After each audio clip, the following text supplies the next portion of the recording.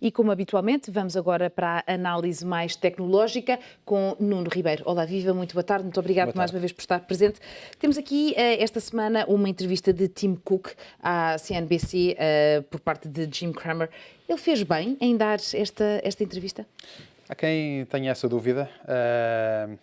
Eu acho que Steve Jobs não daria esta entrevista, de forma alguma, mas acho que Tim Cook se calhar fez bem em clarificar. O objetivo foi claramente clarificar algumas dúvidas de alguns investidores, de alguns críticos, e sobretudo depois e falámos aqui sobre isso na semana passada, depois de falarmos sobre os resultados da Apple, de haver um investidor, que é o Carl Icahn, que vendeu todas as suas ações da Apple. E, de facto, isso agitou e colocou muita pressão sobre a administração da Apple. E, portanto, desse ponto de vista, eu acho que se calhar fez algum sentido Tim Cook clarificar o mercado. Até porque, como dizia a semana passada, nem toda a gente percebeu exatamente que essa saída provavelmente até foi uma boa notícia para a Apple. Eu acho que foi uma excelente notícia para a Apple, como falámos, ou seja, Carl Icahn é um especulador, é um investidor muito ativo que provoca as administrações, nem sempre no sentido correto. E lembro-me de ter falado aqui no Económico, quando Icahn investiu na Apple, ter dito que se calhar isso não era positivo para a Apple, que isso poderia destabilizar a Apple. E, de facto, que ele não estaria muito tempo na Apple, assim como não esteve noutras empresas. Portanto, e um administrador de uma organização como a Apple ou como outra não pode pensar numa visão de curto prazo, proveito apenas de alguns acionistas, mas tem que pensar em todo o ecossistema de investidores, colaboradores, fornecedores, etc. E, claramente, Tim Cook está muito focado nessa área.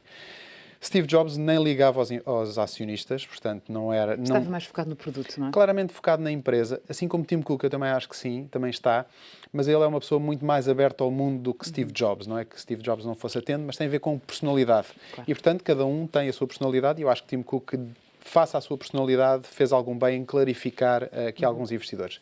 Vamos então dissecar aqui alguns, exato, isso que eu ia perguntar, alguns dos pontos que vale a pena sublinhar na entrevista. Jim Cramer, em primeiro lugar, é um jornalista, mas é também um investidor e um defensor acérrimo da Apple. Portanto, acredita imenso na Apple e está sempre a defender a Apple no seu programa Mad Money na CNBC. Portanto, não era uma entrevista também difícil, se bem que ele fez muitas perguntas difíceis a Tim Cook, na minha opinião. Sobre alguns críticos, respondendo a alguns críticos que dizem que os melhores dias da Apple estão para trás, Tim Cook refuta, diz que está em completo desacordo e que os melhores dias da Apple estão para vir ainda, ele sempre disse isso desde o início.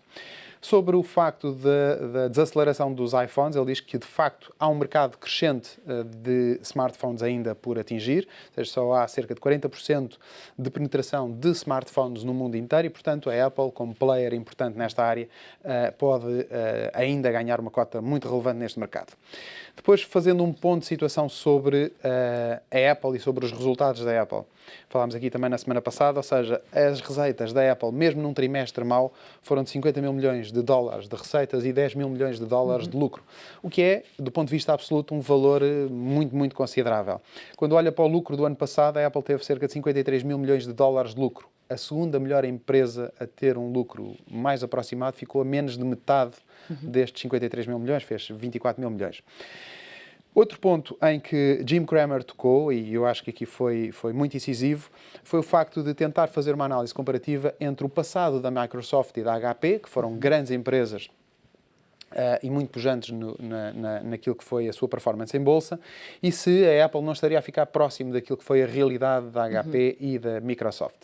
Tim Cook diz que não concorda, que acha que há uma diferença substancial, que é a forma como os clientes adoram a Apple é completamente diferente daquilo que era a relação que nós, enquanto consumidores, tínhamos com a Microsoft ou com a HP. E, mais do que isso, ou seja, a Apple passou a fazer parte do nosso dia-a-dia de uma forma completamente diferente, através da música, das aplicações, dos pagamentos, etc. E esse envolvimento tem aumentado e isso faz uma diferença grande entre a Apple e estas empresas. Reforçou os pontos fortes da Apple, e já aqui tínhamos falado também, ou seja, mais de 1.000 milhões de dispositivos no seu ecossistema, o que faz com que a área de serviços seja a área com maior taxa de crescimento. Ou seja, as aplicações, a música, os vídeos, os livros, etc., representaram no último trimestre 6.000 milhões de dólares de receitas, quando comparamos, por exemplo, com os resultados do Facebook no trimestre, foram de 5.000 milhões. Ou seja, mais do que o Facebook faturam apenas a área de serviços da Apple. Explicação sobre as descidas das receitas, e aqui foi um ponto relevante, ou seja, justificação sobre o abrandamento económico, é o primeiro ponto, e, portanto, uma retração económica e uma maior contenção do lado do consumo. E há, de facto, uma transição grande e um aumento do consumo do iPhone 4 para o iPhone 5. Há uma mudança de ecrã, do 5 para o 6 há uma nova mudança de ecrã. Sim. E isso fez acelerar as aquisições nestes períodos.